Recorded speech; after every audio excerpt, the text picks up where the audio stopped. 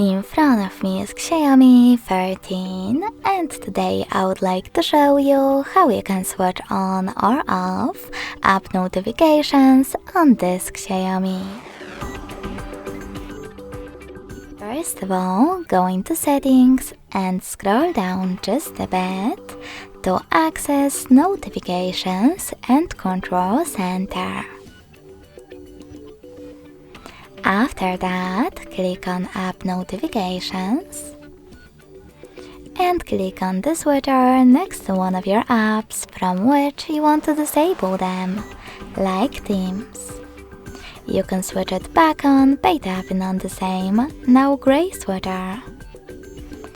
If you want to, you can always just click on one of your apps over here and tap on this switcher next to show notifications to switch them off or on.